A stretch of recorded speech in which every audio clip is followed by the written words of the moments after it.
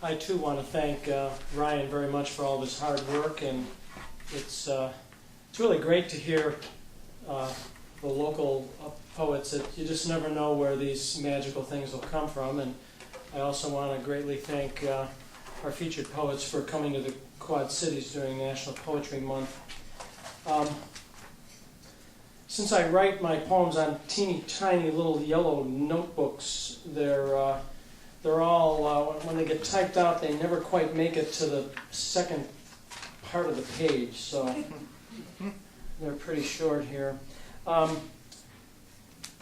first one I'll read is it's called Mama Hitler Looks Down, and it's kind of self-explanatory, but I was driving one day and I heard on National Public Radio something about the Nazis, and I'm thinking, oh boy, the damn Nazis. And then I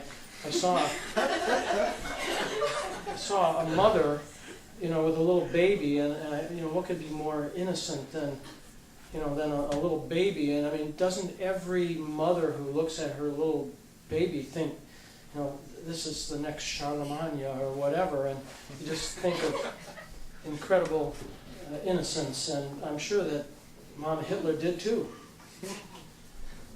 Mama Hitler looks down, reflects on the furry down on that fragile little head, deceives us clowns and our daily bread. For beneath the closing sutures lurks the false security of the skull, masks the reptilian brain, waiting to pounce, flirting with genius or the drain pipe of bad ideas, of fledgling art or dredging up the train wrecks of lost souls, of Jews and Slavs and Poles and the wages of false gold, false gods, false hopes, marching along through time immemorial to the ferocious downing of all that is new and young. Little Adolf, the graveyard of the good.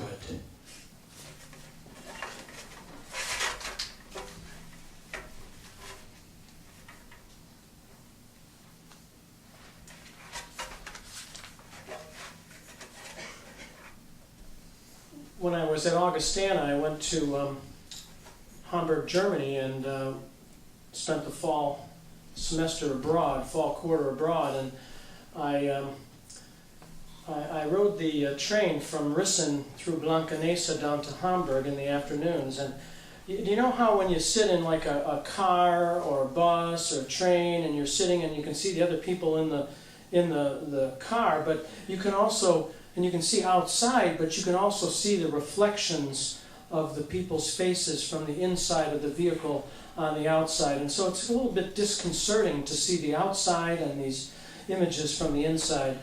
And as I sat on the train the first day, I looked around, and this was 1972, and I looked around and I thought, wow, there's me, and there's one old man there, and there's like 35 women my grandmother's age, and there's 30 women my mother's age, and where are all the men? Oh yeah, I'm in Germany. So this is called Vacant Seats. I'm sure everyone knows Tannenberg. It's a famous battle. Vacant seats. The S-Bahn snakes its way upstream on the north shore of the Elbe. Pieces of ghostly face reflected in the windows. Spruces pass by like soldiers, evergreen to the front. Part fur, part face. Eyes hanging in the bows. 2 generations seated stoically. Glints of gray hair and lace floating in the windows. Other heads of gunmetal beside empty seats. Heads nod as the train bobs. Orbs in the aspens like Christmas ornaments. O Tannenbaum, O Tannenberg. The collage weaves together its woof of widows' wigs dangling in the yews.